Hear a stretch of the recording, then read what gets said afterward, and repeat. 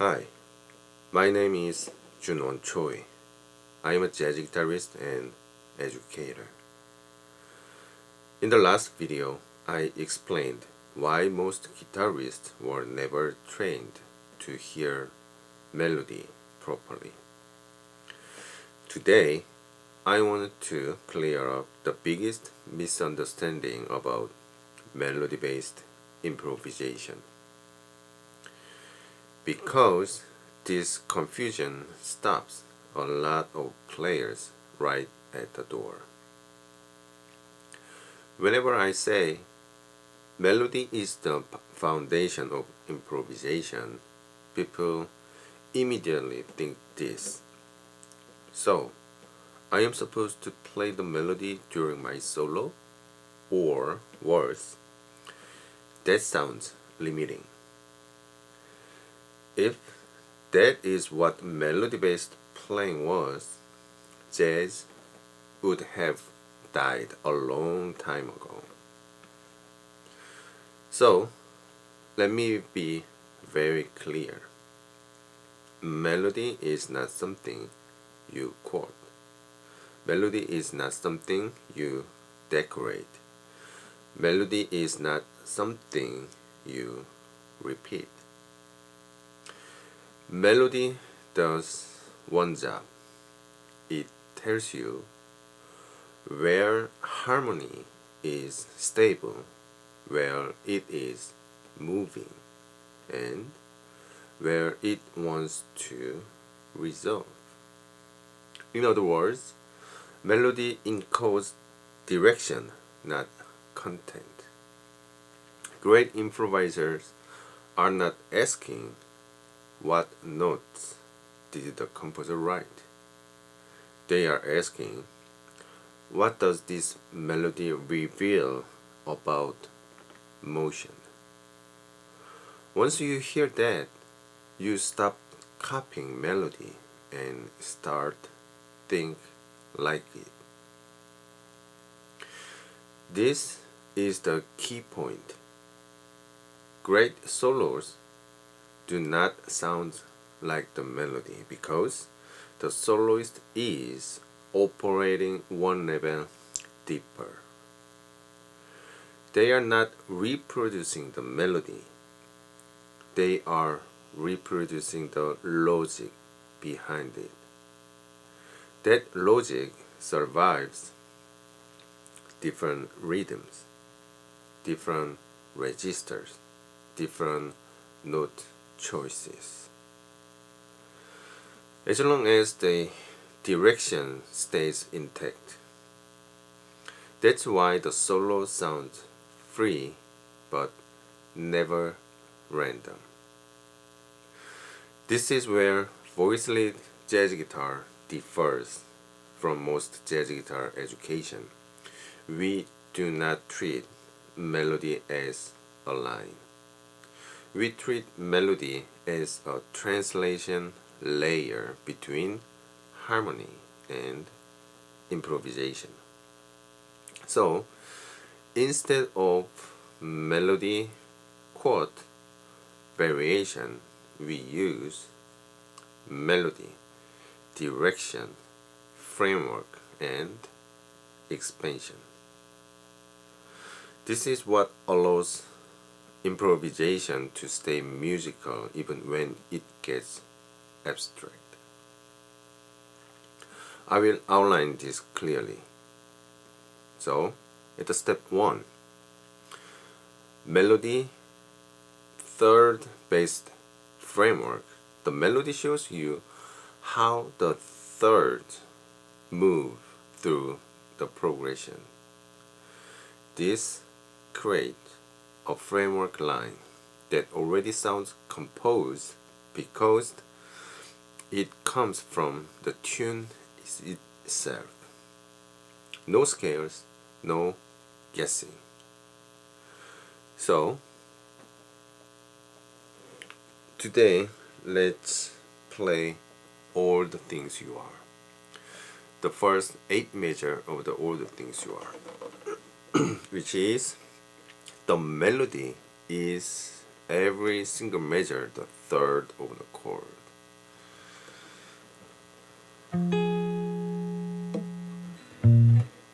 Third, third, third, third, third, third. So let's see how melody is moving.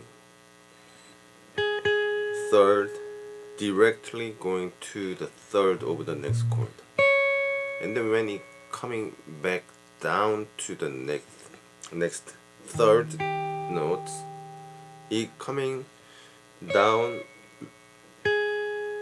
he hit this note again and go half step below to the next melody. Let's see why he did that. So to see this clearly, we have to see in the structure of shell voicing. Look at this. First chord shell voicing is F minor 7, and it goes to next chord B flat minor 7, and then don't play the root, focus on the inner line movement. So this, you should be able to see this one note is moving over here, right? And that is, it goes like this. If we play this guide tone, this is playing this note as a chord, but as a linear fashion, it sounds like, right? And then next movement coming from this to the E flat 7, it goes this. So the same logic. This is chord, this is linear. And look at the melody again.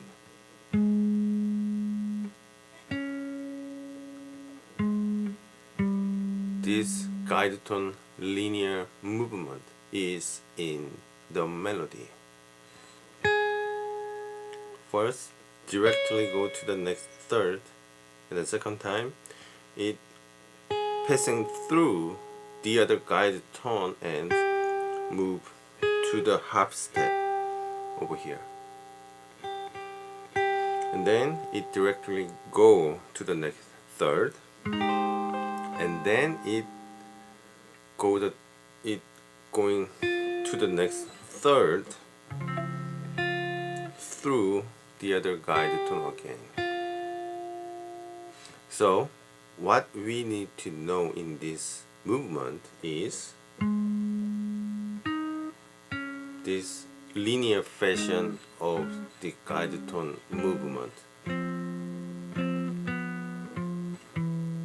So it will sound like this.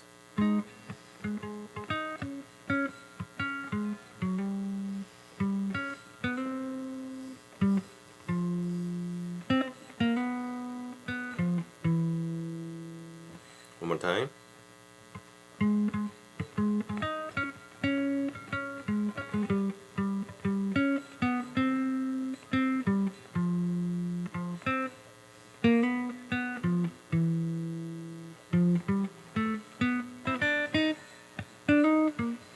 Next A major.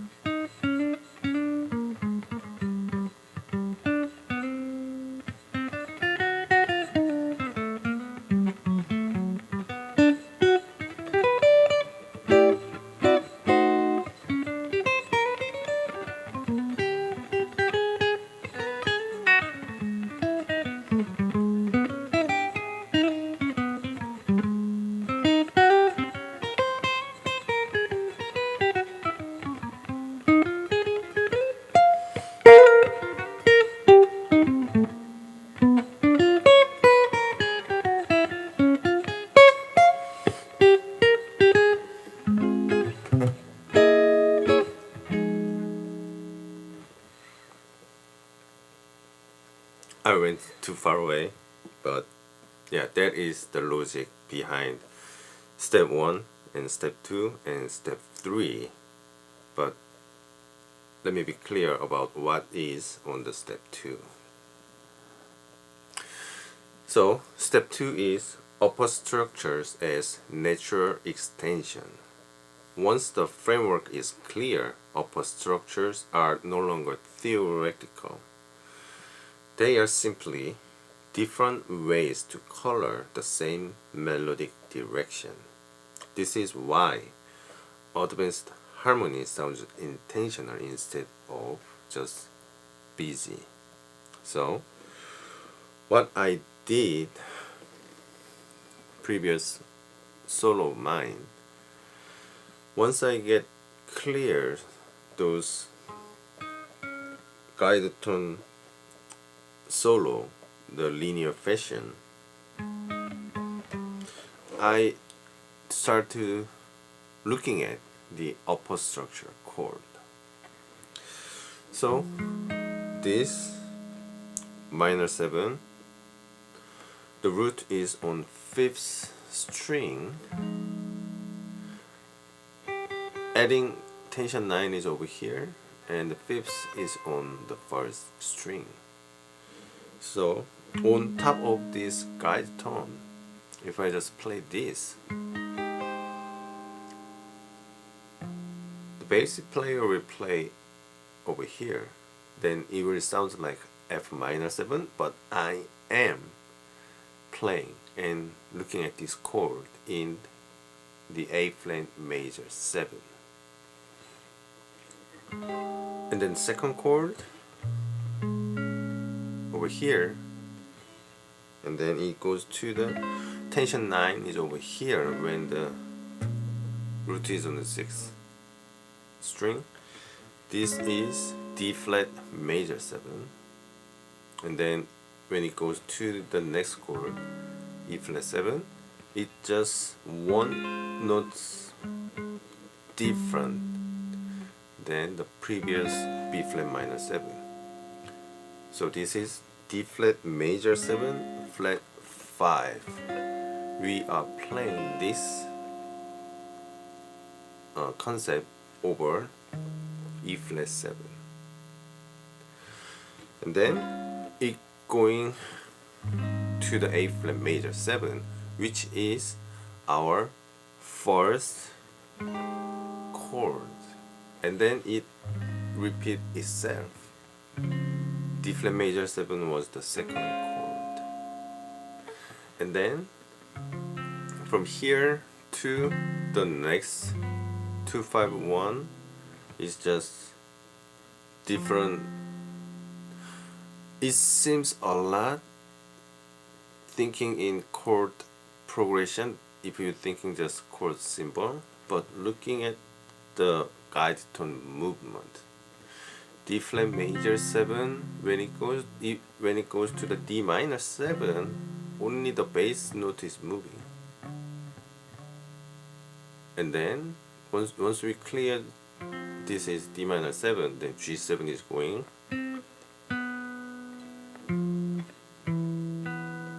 another half step in the inner line. Okay, and finally on looking at the step number 3, which is octave expansion, Django line and West line. The same logic expands diagonally, same direction, same framework, different register. This is where diagonal movement, Django line and West lines becomes structural, not stylistic. So if we think this in the line, not this upper structure chord voicings. By the way, we knowing this voicing, we have variety of voicings when we want to comp for the other players.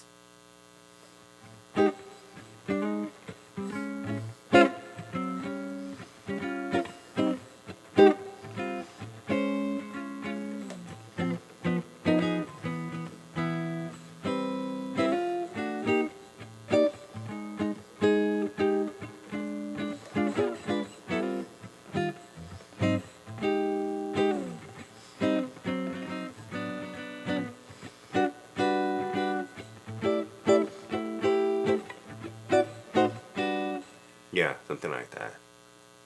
But that is just upper structure voicing. We need to transfer that into the linear fashion again. So, in that thinking, in that process, we have to be able to convert these upper structure voicings into the line. So when I say this voicing is A flat major 7, the A flat is on the 4th string and the A flat major triad is over here, and the West, his favorite line, comes with this triad shape.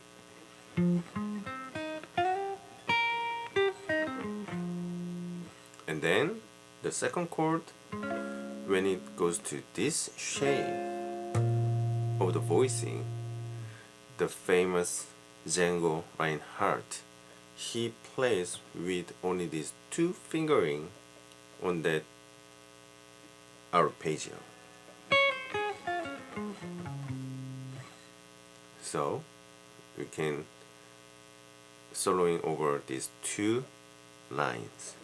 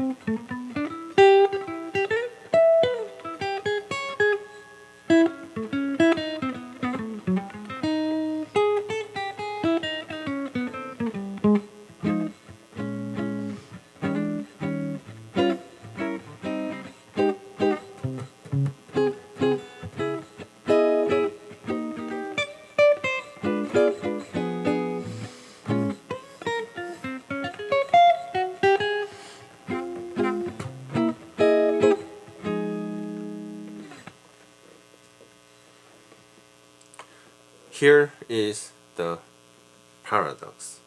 When melody guides you, you actually get more freedom, not less, because you are no longer choosing notes randomly.